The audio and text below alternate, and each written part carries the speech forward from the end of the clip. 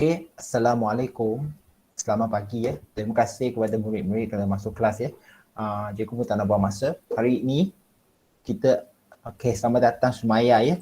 Jadi hari ini kita akan masuk kepada bab 194 dulu. Izinkan cikgu habiskan bab 9 ya.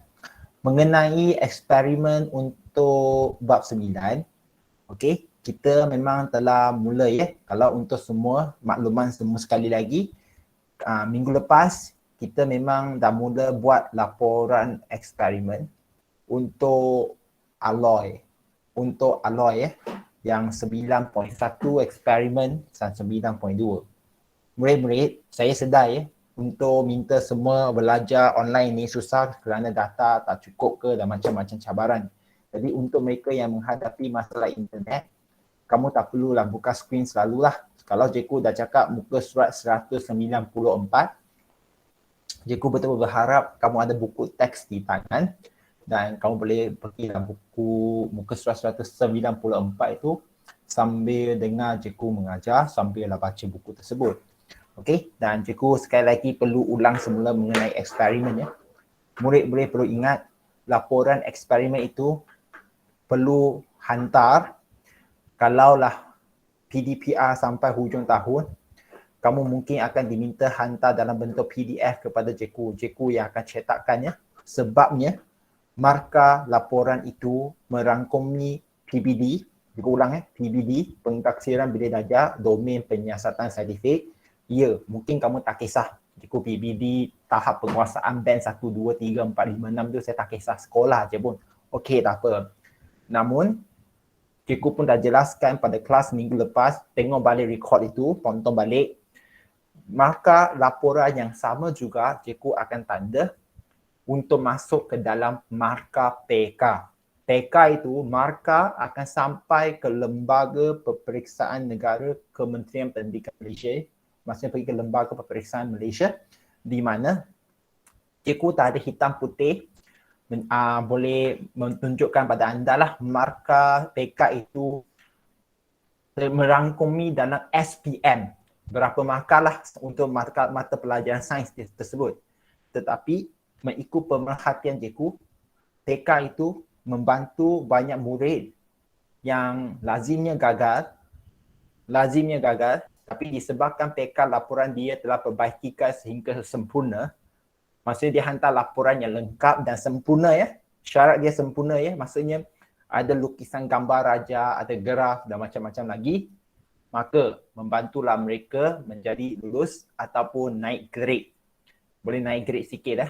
Jadi cikgu tahu, cikgu membebel, nak ke tanah cikgu perlu sebut setiap kali kelas ada eksperimen yang perlu dibuat.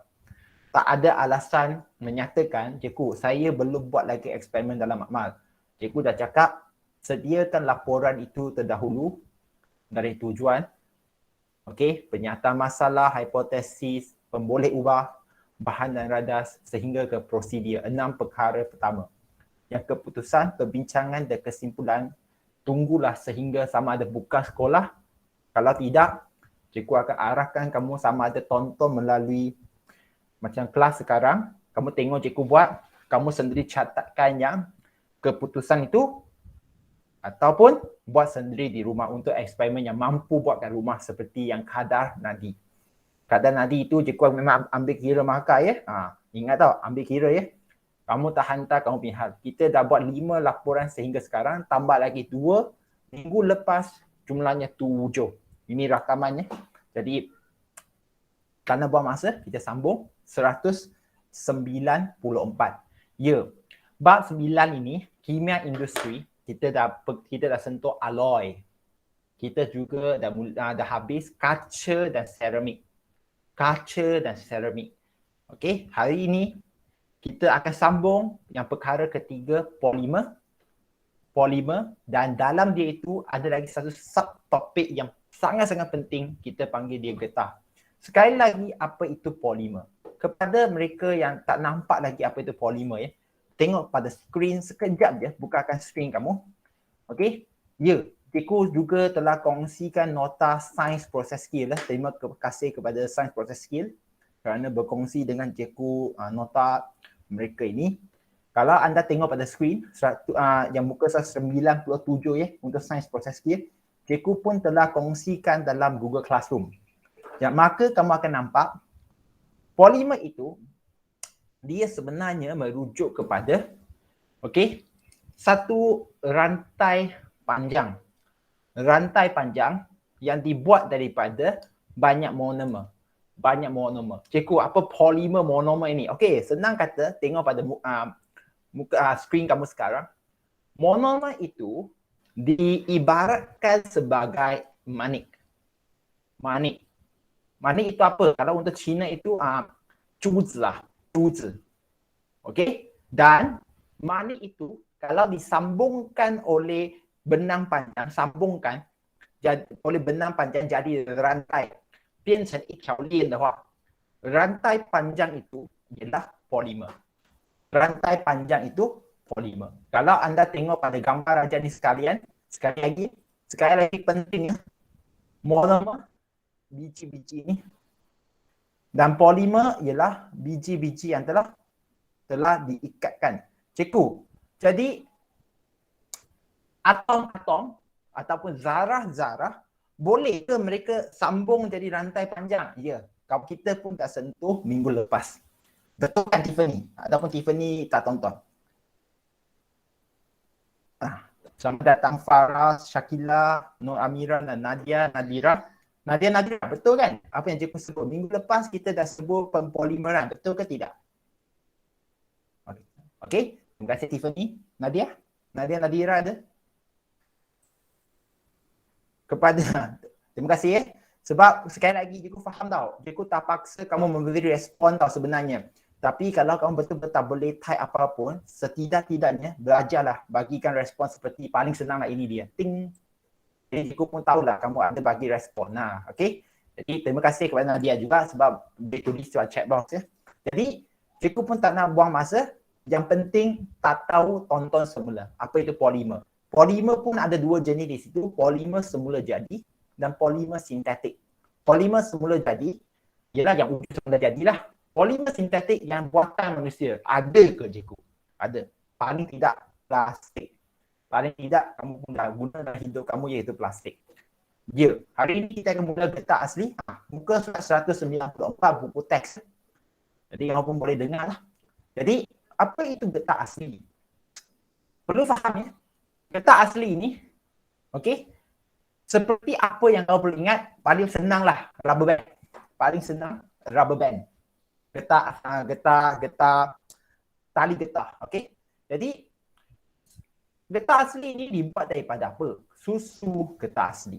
Susu getah asli panjang. Jadi, nama ataupun boleh kata nama khas dia juga. Nama khas dia panggil latex. Dia ulang ya, latex. Didapati apabila batang pokok getah ditoreh. Okey, 割胶的时候就会流出那个塑胶，那个纸。Okey, yang tercair putih itu macam susu itu, dia kita panggil latex. Dia boleh diproses menjadi getah asli. Okay. Polimer semula jadi ini, ya, getah asli itu polimer semula jadi. Kalau cikgu tanya kamu semula, saya tahu memang susah nak jawab, tapi memang pernah ditanya. Apakah monomer yang membuat getah asli ini? Monomer. Kalau getah asli ini ibarat polimer, dia dah tulis di situ ayat kedua, ketiga, polimer semula jadi. Kalau getah asli itu ialah polimer semula jadi, polimer lah. Apakah nama monomer dia? Maksudnya manik-manik kecil itu kan, apakah nama monomer dia? Nama dia sebenarnya isoprena. Isoprena ya. Jika apa itu isoprena, sahabat. Nanti sahabat juga akan tunjukkan. Okey. Dia banyak menyumbangkan kepada peningkatan ekonomi negara. Jadi untuk pengetahuan semua, Malaysia merupakan negara pengeluar getah yang satu ketika dulu Johan lah di peringkat antarabangsa. OK， 我们曾几何时有一两年就是我们是最高的出产国。Getah asli ini guna banyak tempat. Antara dia paling tidak sekarang COVID terkenal untuk membuat seperti glove. Malaysia, ya, pengeluar glove yang nombor satu ya. Kita pun terkejut ketika COVID-19 ini menular, baru kita sedar banyak negara kekurangan glove Dan barulah mereka sebut Malaysia adalah pengekspor, bukan pengimport, pengekspor glove, antara pengekspor glove yang terkenal, memberikan kualiti yang terbaik untuk glove dan juga baju PPE tersebut. Jadi, apa yang kita perlu tahu bahawa, ya, latex ini apabila dia mengalir keluar daripada pokok, dia berbentuk cecair. Namun, kalau letak lama, dia akan jadi keras. Dia akan jadi keras ya. Jadi sebelum cikgu nak sebut ciri getah asli, kita perlu faham betul tindakan asid dan alkali terhadap latex. Murid-murid, sekarang cikgu perlu anda bukakan skrin. Cikgu nak kongsikan satu YouTube di sini ya. Kalau anda tengok sekarang, cikgu nak kongsikan satu YouTube.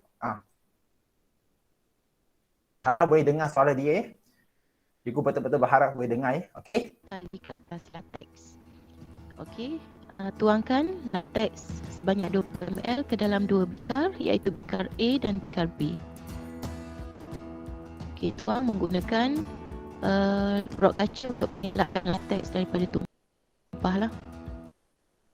Boleh dengar suara cikgu ke tak? Boleh ke tak? Boleh bagi respon tak? Dengar suara cikgu tak? Okey, bagus. Jadi, kalau anda tengok pada skrin, ini ada video tau. Dia tengah bercakap mengenai, dia tengah tuangkan latex lah. Itulah susu getah asli yang kita nama latex. Bentuk cecair. Okey, bikar A dimasukkan dengan latex yang dalam bikar A dimasukkan dengan larutan amonia. Beberapa titis larutan amonia. Cikgu, apa itu amonia? Macam ni lah. Amonia itu alkali. Murid-murid, amonia itu alkali. Kalau kamu tak boleh faham itu apa itu amonia, amonia itu sebenarnya berbau macam tandas lah yang orang kalau kencing pada mangkuk dia tak basuh. Bau itu amonia sebenarnya. Tapi cikgu, kamu kata itu alkali ke? Ya, setakat sekarang cikgu nak bagi tahu kamu dengan senang kamu perlu faham amonia ialah alkali. Ya, kalau dia letak kertas litmus merah, dia akan bertukar dari merah ke biru. Merah ke biru ya. Jadi dan dikacau. Kemudian latex dalam bikar B dimasukkan dengan asid etanoik. Asid etanoik ini pula ialah asid yang terkenal dah sebagai cuka yang kita makan itu. Itu panggil asid etanoik. Tapi yang kat makmal ini biasanya kita tak boleh curi dan gunalah sebab dia dihasilkan melalui cara sintetik kimia. Maksudnya buat kat dalam makmal. Cuka yang kita makan itu lebih kepada tindak balas bakteria. Dia lebih semula jadi. Sihatlah. Jadi jangan risau walaupun mereka benda yang sama, etanoik asid cuka sama, tapi yang makmalnya dibuat secara bahan kimia, secara kimia lah, pemprosesan kimia. Okey, berhati-hati ketika mengendalikan asid etanoik kerana ini adalah asid kuat. Dan botol asid etanoik sepatutnya ditutup semerta selepas digunakan. Tidak dibiarkan terdedah ya. Jangan tiru amalan ini. Latex didapati menggumpal apabila dimasukkan asid etanoik dan latex yang dimasukkan dengan amonia kekal cair. Okey, berhati-hati ketika mengendalikan asid etanoik.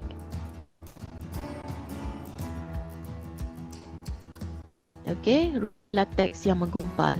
Okey, jadi murid-murid nampak ke tak? Tiffany, kan Tamah? Tiffany nampak ke tak? Kalau letak etanoik asid dia jadi bentuk apa?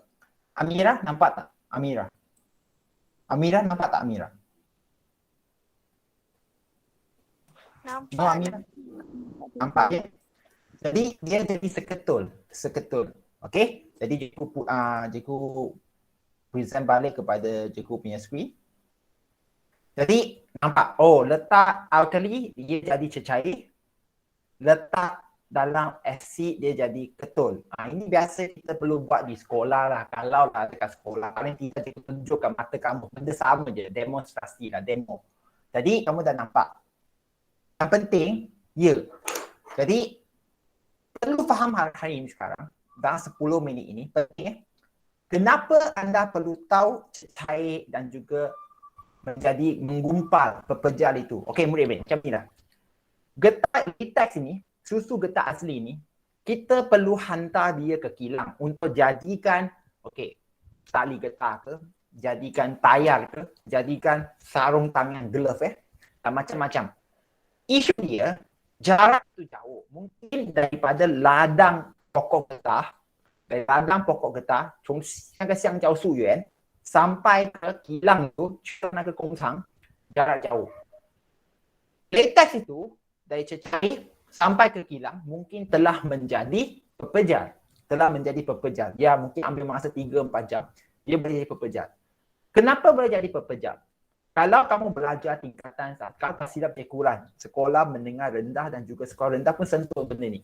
Mereka akan bagi jawapan, oh ada tindak balas bakteria. Dia ulang disebabkan benda ini dia buat semula jadi, dia terbuka tau. Mungkin dalam ini terdapat bakteria. Jadi bakteria dalam latex itu cenderung untuk menjadikan dia betul. Murid-murid, jadi sekarang anda perlu faham ya. Kenapa bakteria itu boleh jadikan getah itu, latex getah itu menjadikan dia pekerja ataupun kita gunakan istilah menggumpal lah. Murid-murid, jadi sekarang tengok pada skrin, buka pada skrin kamu sekarang, dia skrin juga, dia asyik buka skrin di hari ini, terpaksa sebab ikut tak ada jalan ya. Jadi anda perlu faham, getah ini, dia berbentuk rantai. Dia ulang polimer. Okey? Getah ini berbentuk polimer dan dia dilindungi oleh satu lapisan biasanya, satu lapisan membran. Okey? Dan biasanya ada 2-3. Okey? Bayangkan macam tu lah. Jadi nak anda faham ya. Dalam latex ada polimer getah ya. Yang dilindungi oleh membran biru ini. Membran biru ini yang bersifat negatif. Murid-murid bersifat negatif lah, perlu tahu. Membran yang bersifat negatif. Jadi disebabkan dia bersifat negatif dan membran sini pun bersifat negatif, murid-murid, negatif dan negatif charge yang sama, mereka akan jadi rapat atau jadi jauh. Logik. 如果两个都是同样的那个 charge 或是哪个 magnet, kalau ambil dua magnet utara ke utara dekatkan, apa akan berlaku? Dia akan tolak jauh. Betul ke tak? 它会被推远去. Betul ke tidak? Sumaya, betul ke tak? Ya, terima kasih. Jadi, secara semula jadi, dengan adanya membran ini, polimer getah ini, dia tak akan berkumpul jadi satu ketul tau. Dia akan tolak jauh. Itu yang bentuk dia cecair. Namun, dengan kehadiran asid, okey, asid dah, kalau kita tambah asid. Okey, murid-murid, kalau kita tambah asid ataupun kali kita akan tengok dalam eksperimen itu ataupun eksperimen kamu patut buat sepatutnya asid. Ethanoic acid ke hydrochloric acid, nanti asid. Asid itu dia mengandungi ion hidrogen. Yang memberikan ciri-ciri asid itu ialah ion hidrogen. Jadi aku pun tak nak buang masa, iaitu H positif. Bayangkan sekarang bercharge positif. Apa asid ini akan buat? Positif berjumpa dengan negatif. Apa yang mereka akan berlaku? Kalau kamu belajar pada bab lepas, ya, dia akan dineutralkan. Dia akan menjadi neutral. Maksud dia, sekarang membran kita ini akan pecah. Murid-murid, kalau membran itu pecah, getah itu keluar. Jadi apa itu membran pecah? Tadi membran itu berbentuk bulat, melindungi apa? Melindungi getah itu daripada melekat satu sama lain. Jadi sekarang membran itu pecah. Ya, membran ini bersifat negatif. Jadi ada yang telah dineutralkan. Telah dineutralkan oleh apa? Oleh asid. Asid neutralkan. Asid asid dia neutralkan. Jadi polimer getah tadi itu sekarang terdedah. Polimer getah ni dia terdedah. Okey, dia terdedah. Jadi dia akan menggumpak. Dia akan menjadi satu ketul. Okey, jadi cikgu ulang. Polimer getah itu akan berkumpul. Itu yang menjadikan kenapa asid tambah masuk latex, dia jadi satu ketul. Kalau anda tengok sekarang muka surat ini, okey murid-murid tengok muka surat 194 dah. Cikgu nak terangkan benda ni. Tindakan asid dan alkali terhadap latex. Perlu faham ni? Terdapat di dalam latex terdapat molekul-molekul getah berbentuk rantai. Molekul-molekul getah berbentuk rantai, tulis di situ polimer atas itu, polimer getah. Okey? Gariskan diselaputi oleh satu lapisan membran protein. Bulatkan charge negatif. Ya, membran itu bersifat negatif. Tengok pada gambar raja 9.7, charge negatif itu. Jadi rantai-rantai polimer getah itu dia dilindungi oleh membran yang bercharge negatif, maka antara rantai protein dengan rantai protein yang lain ataupun dia satu itu dalam ada sikit dan satu lagi ada sikit, mereka susah nak bercampur. Okey? Jadi hal ini menyebabkan molekul-molekul getah itu menolak antara satu sama lain. Bulatkan charge negatif, bulatkan menolak. Sebab negatif dengan negatif, maka dia tak boleh gabung. Dia biasanya jauh, itu yang latex itu dalam bentuk cecair. 因为那个负跟负嘛，它就会推嘛，所以说它会保持着液体的形态。Jadi, okey, kekalkan dalam bentuk cecair. So, latex kekal wujud sebagai cecair. Gariskan latex kekal wujud sebagai cecair. Jadi, kenapa dia boleh tukarkan kepada pepejar? Bulatkan ringkan kedua apabila bulatkan asid ditambah ke dalam latex. Okey? Gariskan ion hidrogen bulatkan bercharge negatif, positif. Asid mempunyai ion hidrogen yang bercharge positif. Jadi, dia akan meneutralkan charge negatif pada permukaan membran protein. Okey? Jadi, molekul-molekul getah akan berlanggar antara satu sama lain.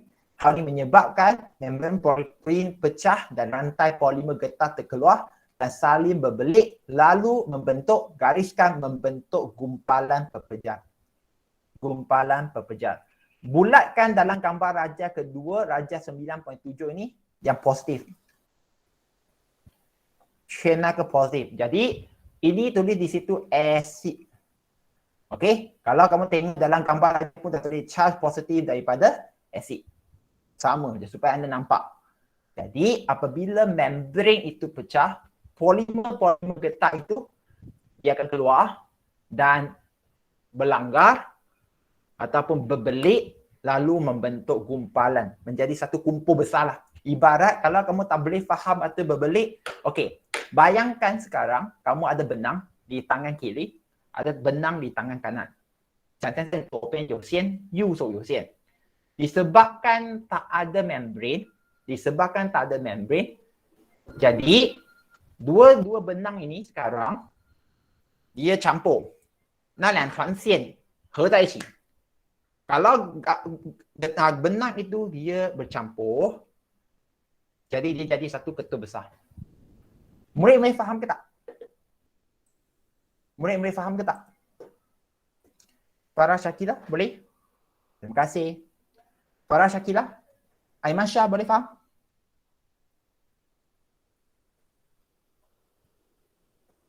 Jadi, terima kasih ya. Aiman, tidur ke Aiman? Jadi sekarang, terima kasih Aiman. Jadi, kenapa getah itu letak lama ataupun ketika hantar ke kilang, kalau kita tak tambah amonia, dia boleh jadi gumpalan, menjadi pepejal.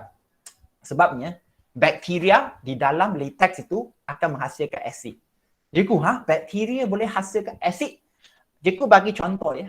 Kenapa bakteria boleh hasilkan asid? Kalau kamu tak boleh terima, cikgu nak tanya. Pernah minum Vitagen? Mesti pernah, betul kan? Pernah makan yogurt, betul? Pernah makan yogurt, betul? Semua? Semua pernah, mesti pernah kan? Susu Vitagen dan yogurt itu merasa masam kan? Kamu ingat, dia dibuat daripada apa? Susu yogurt dan susu Vitagen, dia masam kan? Masam itu datang dari mana? Fikir. Tanya jawab, tanya fikir. Cikgu bagi jawapan sekarang, ya, daripada bakteria. Nama dia Lactobacillus ya. Pernah dengar kan Lactobacillus? Cikgu, macam pernah dengar je. Ya, kalau kamu ingat, Lactobacillus. Ini pengenalan untuk tingkatan 5 bab 1. Cikgu bukan mengajar tak keluar. Kalau kamu pernah minum susu masam, suka minum Vitagen ke, Yakult ke, ataupun suka makan yogurt. Ini dia. Jadi yang Lactobacillus. Yang kalau kamu tengok advertisement ataupun tengok panggil apa itu? Iklan ketika tengok TV kan, Yakult. Ini dia yang berbentuk bacillus, berbentuk macam kapsul, sebiji-sebiji. Okey? Ya, ini dah yang tukarkan susu itu ada rasa masam. Itu yang memberikan flavor. Sekali flavor, Vitagen dan juga yogurt. Yogurt itu sebab asid banyak, susu itu menggumpal jadi ketul. Lebih kurang sama je. Jadi, kita sambung sekarang. Tanah buah masih. Jadi, kenapa kita tambah amonia? Kalau kamu tengok dalam eksperimen tadi, tambahkan amonia, dia tidak akan menjadi pepejal. Jadi, murid-murid, tengok peringkat terakhir 194, bulatkan alkali ditambah ke dalam latex. Okey? Gariskan ion hidroksida. Tak, hidrogen positif, ion hidroksida bersifat alkali. Bulatkan alkali. Kalau asid ada ion hidrogen yang bersifat positif, maka ion hidroksida yang bersifat alkali adalah bercharge negatif. Tulis di situ bercharge negatif. Jadi dia boleh meneutralkan ion hidrogen. Gariskan meneutralkan ion hidrogen. Maksud dia sekarang, kalau kamu tengok pada skrin sekarang, murid-murid. Okey? Murid-murid tengok pada skrin sekarang. Tadi dah tengok buku, sekarang tengok pada skrin. Ya, kalau kita tambah amonia, itu guna warna hijau. Jadi amonia itu bersifat negatif. Amonia. Jadi amonia akan pergi bertindak dengan asid yang dihasilkan oleh bakteria. Jadi dengan adanya amonia, maka ion positif daripada asid itu akan hilang. Boleh ke tidak membran untuk getah itu pecah, murid-murid? Boleh ke tidak membran itu pecah? Boleh ke tidak? Siapa nak jawab? Tiffany? Boleh ke tidak? Sekarang positif itu dah tak ada sebab telah dineutralkan oleh negatif charge ion yang daripada alkali, amonia. Jadi asid dah tak ada. Boleh ke tak membran itu pecah? Boleh ke tidak? Boleh ke tidak?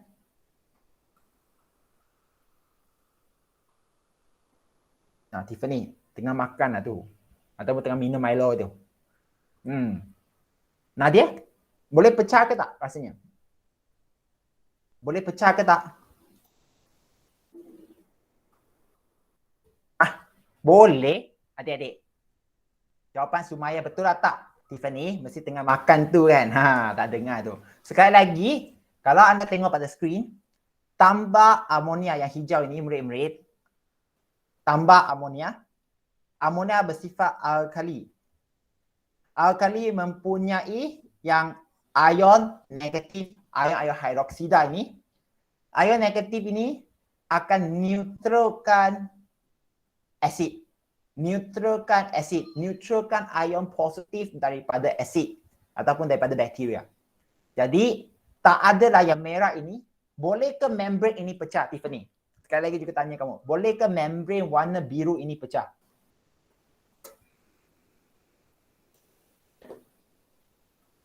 Tak. Tiffany? Boleh ke? Tidak? Thank you, Tiffany. Betul ya? Jadi aku harap semua boleh faham ya. Jadi kita sambung sekarang kalau anda tengok semua. Jadi tanpa asid, charge negatif kekal pada membrane protein dan membrane getah tetap menolak antara satu sama lain dan tidak melanggar. Maka molekul getah akan kekal dalam cecair. Bulatkan kekal dalam cecair. Kekal dalam keadaan cecair. Dengan alkali yang kekal dalam cecair. Jadi asid dan alkali. Jadi mungkin ada antara kamu akan tanya, cikgu, kenapa saya nak belajar asid ni? Cikgu, ataupun latex ni. Sekali lagi, cikgu dah cakap, sains ini bukankan minda kamu. Mungkin kamu lepas ini kamu nak pergi ceburi bidang selain daripada bisnes keluarga ataupun peniaga yang kamu diturunkan daripada keluarga ke anda lah. Kamu nak rasa nak cuba lain. Contoh kalau kamu mana tahu nak pergi jual barang buatan getah. Yang baru-baru ini melabur contohnya dalam bidang atau perkilangan pembuatan sarung tangan, glove. Tengok masing. Masing yang bina rumah pun mereka laburkan duit untuk bina kilang membuat sarung tangan. Jadi orang tanyalah, adakah tak kilang itu boleh betul-betul menjanakan duit? Maksudnya kalau kamu labur saham, dia boleh membawa duit. Dan apakah bahan yang mereka guna untuk buat sarung tangan? Maksudnya benda itu logik ke tak logik? Takut nanti kamu labur duit pada kilang yang tak ada benda. Dia tak buat apa-apa.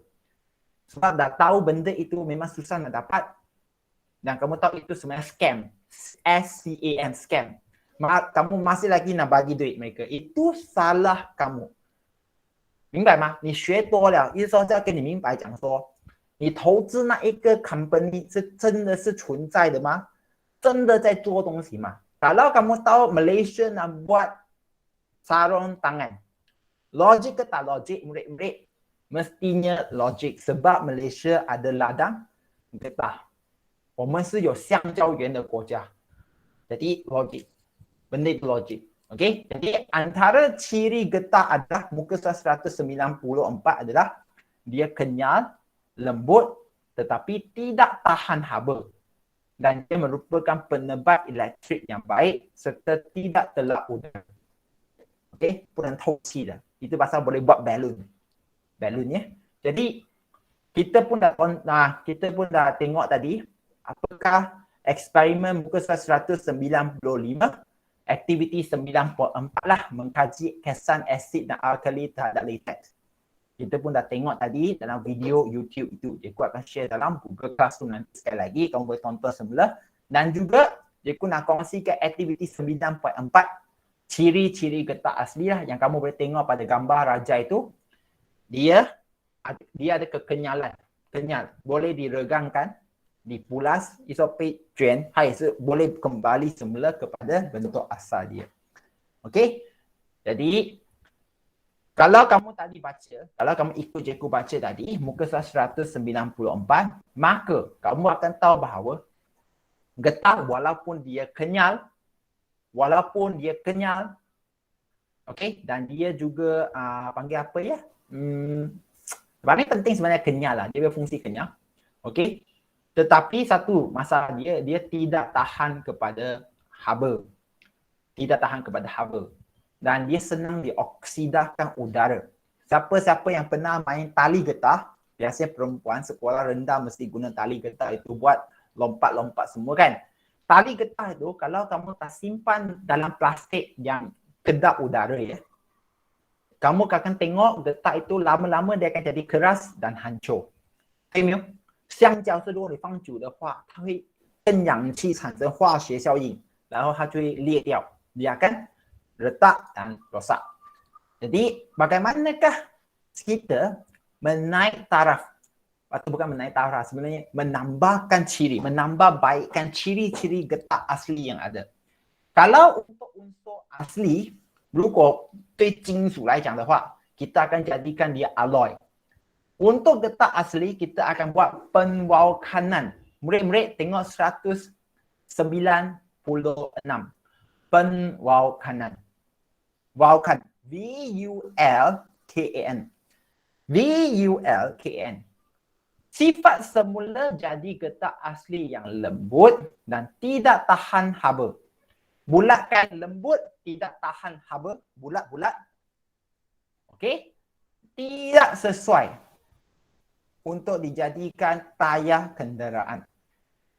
OK， 也就是说，如果我们用原装的橡胶去做轮胎是不行的嘛。Kalau kita buat pada tayar, kita semua tahu tayar itu kalau dia bergerak atas jalan, mahupun tengah brake pun, dia brake memang akan panas.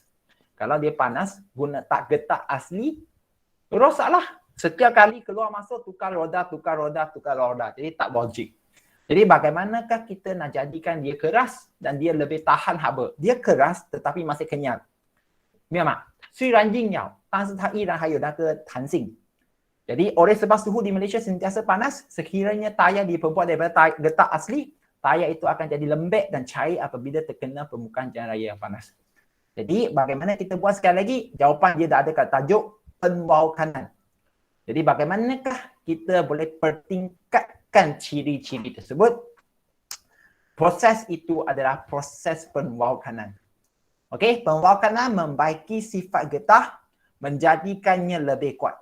Seperti alloy. Aku ulang semula alloy. Kenapa unsur-unsur asli kita nak tambahkan unsur-unsur yang lain? Unsur-unsur logam ke ataupun bukan logam yang lain? Boleh faham ke tak murid-murid? Kalau kamu ikut kelas yang sebelum ini kan? Kalau kamu ikut kelas sebelum ini murid-murid, ingat ke tak? Ingat ke tidak? Amira, ingat ke tak? Amira tak ada hari itu. Amira ada tonton YouTube ke tak? Yang cikgu rakamkan untuk kamu semua? Amira? Sedihnya cikgu. Sumaya? Ada tak Sumaya? Sumaya? Sumaya? Okey ke tak Sumaya? Ada ke sini ke tak? Bagi respon sikit, angkat tanganmu tak apa. Cikgu takut dua-dua ini dah tak tahu pergi ke mana. Ada ya? Kishan? Kishan lama tak masuk kelas tapi tak apa. Cikgu dah rakamkan kelas itu tau. Kamu boleh tonton semula rakaman itu. Isikan link kehadiran. Cikgu tahu Kishan memang bagus ya. 我知道你是有读书的人 OK 如果你没有进班你也是可以填写那个表格讲说你有进班但是你要答应老师说你要看回那个老师的那个 record 咯明白吗 Kishan Kishan 明白啊谢谢你 jadi cikgu sambung dulu iaitu alloy kita juga belajar pada minggu lepas mengenai kaca cikgu kaca apa kaitan dengan penwalkanan ni kaca kita tahu kaca itu senang hancur. Poli是很容易裂的嘛 dan dia sebenarnya tak boleh tahan dengan panas yang sangat kuat. Dia boleh retak. Jadi kaca pun ada banyak jenis. Kaca borosilikat. Contohlah kaca borosilikat. Borosilikat dia tambah boron untuk jadikan dia tahan panas.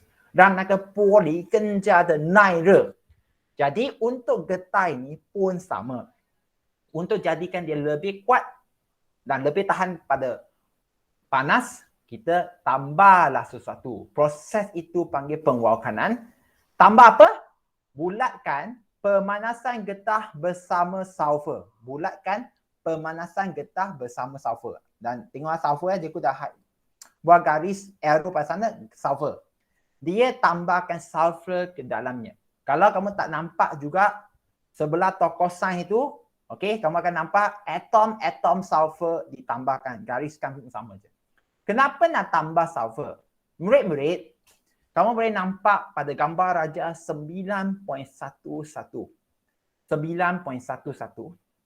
Ya, rantai getah sini ada 3. Ada 3. Dan seperti yang kamu nampak di sini, dia ada ruang. Jadi, inilah memberikan getah itu ciri-ciri dia boleh diregangkan. Dan pada masa yang sama, dia tak kuat. Kalau kamu pernah main tali getah, balon pun samalah. Balon kamu tarik pun, dia akan pecah. Jadi bagaimanakah kita nak tambahkan kekuatan dia? Kita akan buat satu jambatan antara mereka loh. Buatkan jambatan. Cikgu guna istilah jambatan tapi sebenarnya jambatan itu ada nama khas ya. Kita akan tambah jambatan itu dengan sulfur dan nama jambatan itu perlu ingat rangkai silang sulfur. Rangkai silang sulfur. Semasa silang, silang itu maksudnya dia menyambung ya. Silang. Rangkai silang sulfur. Maksudnya getah itu akan dicampurkan sulfur untuk jadikan ikatan antara polimer getah itu lebih kuat. Dan lekatlah, memang lekat dan lebih kuat.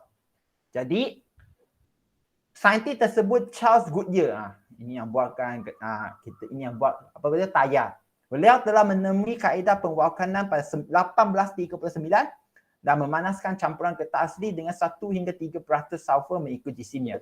Lepas tambah, baru dah dia dapat getah yang seperti getah untuk membuat tayar kereta. Tayar kereta itu memang sangat-sangat rumit. Dia bukan getah satu macam tu je. Dia sebenarnya banyak lapis. Lapis by lapis. Jadi ada lapis itu dia gunakan getah terwaukan. Jadi itu yang memberikan harga kenapa tayar itu mahal. Kenapa tayar itu mahal. Jadi baca muka surat 196 peringkat terakhir kat bawah itu. Struktur molekul bagi getah terwaukan dilihat mempunyai ikatan antara setiap rantai polimer getah. Gariskan ikatan antara setiap rantai polimer getah. Getah asli tak ada. Getah asli tak ada. Cikgu tengok pada skrin, cikgu dah buat satu, dia tak ada. Jadi dia memang elastik, kenyal, elastik 有弹性，但是也很容易裂，senang juga untuk pecah. Jadi hal ini disebabkan oleh atom sulfur yang ditambah menghasilkan rangkai silang antara polimer getah. Cikgu dah letakkan biru rangkai silang sulfur. Oleh sebab itu apabila daya dikenakan, molekul getah terwaukan sukar diputuskan. Gariskan, molekul getah terwaukan sukar diputuskan. 很难裂掉的. Maka getah terwaukan adalah lebih keras, gariskan lebih keras. Okey, mempunyai ketahanan terhadap haba yang tinggi. Jadi, cikgu ulang, getah terwaukan seperti jing, atau 那个温度的那个抵抗力也是比较强的. Okey. Jadi balik kepada ciri-ciri getah tersebut muka surat 197. Ciri-ciri getah terwaukan. Paling penting dia keras dan dia lebih kenyal. Tapi cikgu sebenarnya tak berapa setuju lebih kenyal tau. Lebih kenyal dia lebih kepada getah yang asli. Okay, yang penting dia keras dan lebih kenyal.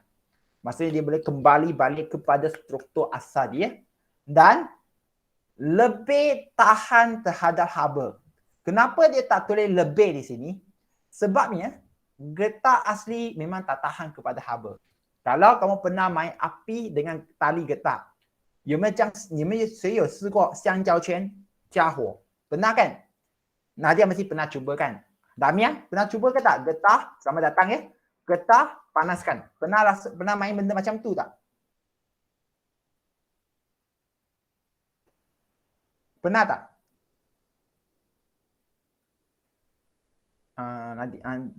Damian?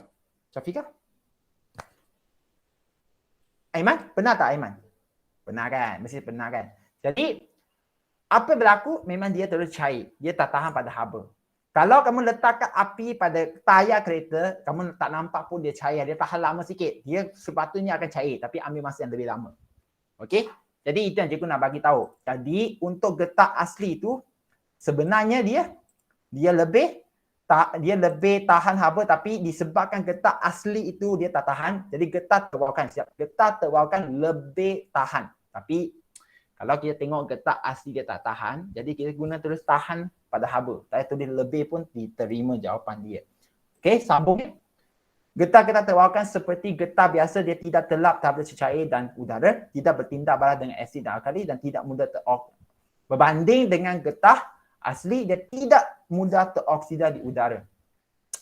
Kalau getah panggil apa, tali getah itu, kamu letak biarkan kat meja, dia akan rapuh. Tayar letak lama pun dia masih kat situ kan, dia masih tak hilang. Okey, dia masih tak retak. Berbanding dengan tali getah. Okey, tali getah yang dibuat daripada getah asli. Dan dia juga merupakan penebat elektrik yang baik. Cuma itu dia baca. Dan getah terbawakan sesuai digunakan untuk membuat tayar kenderaan, sarung tangan getah dan tapak kasut. Jangan hairan ya. Malaysia antara yang pengeksport. Pengeksport sarung tangan yang tertinggi, terbukti dah. Dan difahamkan juga pembuat tayar yang paling berkualiti, antara yang paling berkualiti di dunia. Tapak kasut Jeku kurang mendapat info lah, tapi difahamkan juga Malaysia tak ekspor, tapi Malaysia ekspor getah asli ke negara luar macam China untuk mereka buat kasut, ataupun ekspor getah kita ke Amerika untuk mereka buat kasut di sana. Okey, kita ekspor getah asli kita. Jadi kalau masa depan kamu nak melabur bidang membuat kasut Malaysia, jenama Malaysia, mana tahu kamu boleh untung duit.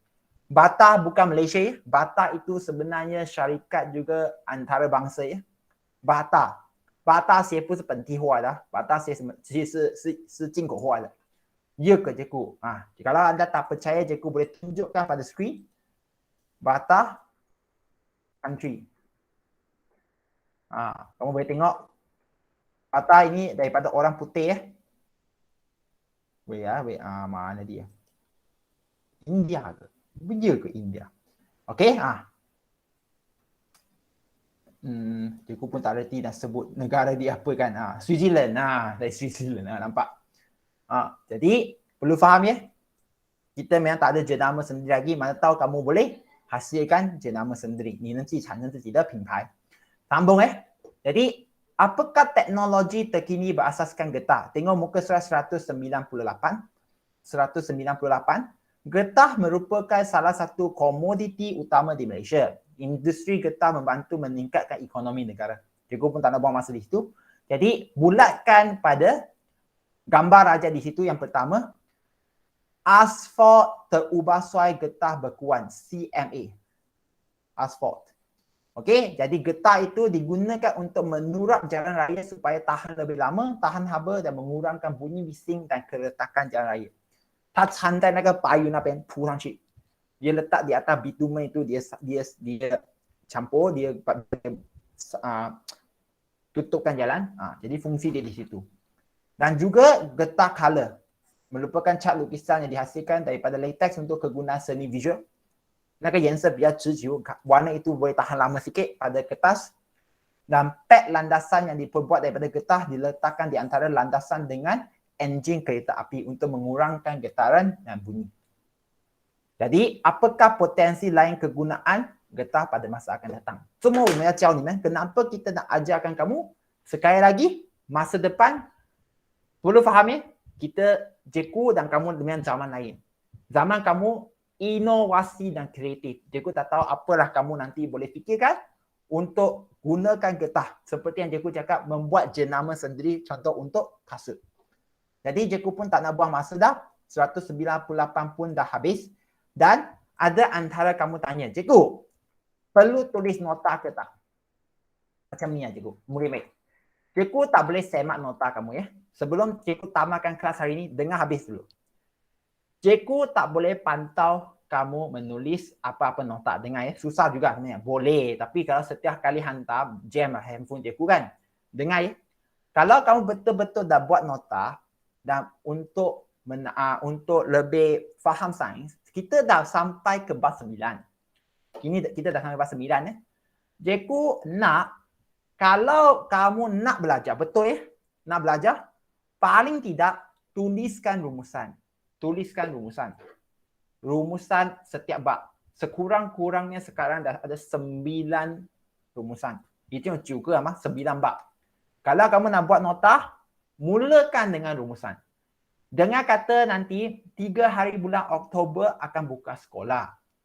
3 hari bulan Oktober serius. Kalau buka sekolah, selain daripada laporan eksperimen, cikgu memang akan tengok buku tulis, buku nota kamu. Buat rumusan setiap bab. Kepada mereka yang menghadapi masalah untuk faham apa-apa maksud istilah yang ada, guna Google Translate. Cikgu dah tunjukkan sebelum ni cara dia, Tiffany okay? Dan juga Jiwei ke kalau ada. Tak tahu kenapa Jiwei baru main tak masuk lah. Jadi, boleh translate. Buat Google Translate dan fahamkan.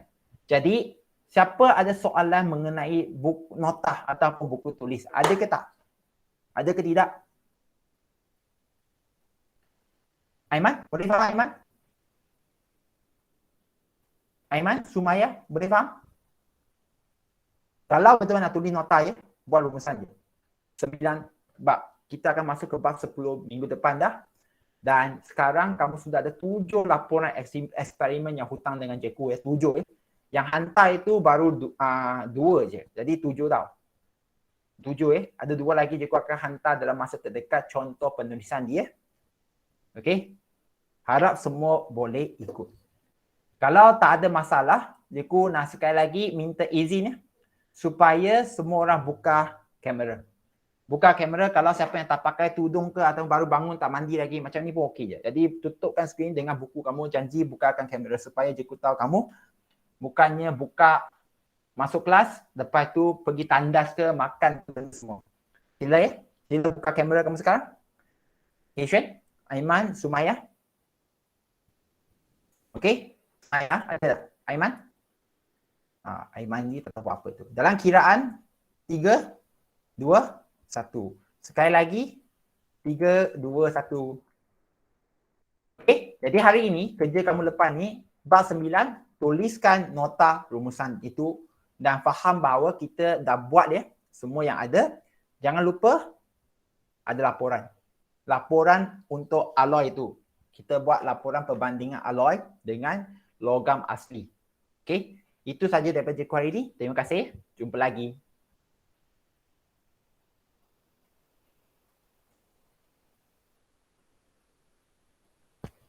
Bye-bye. Sama.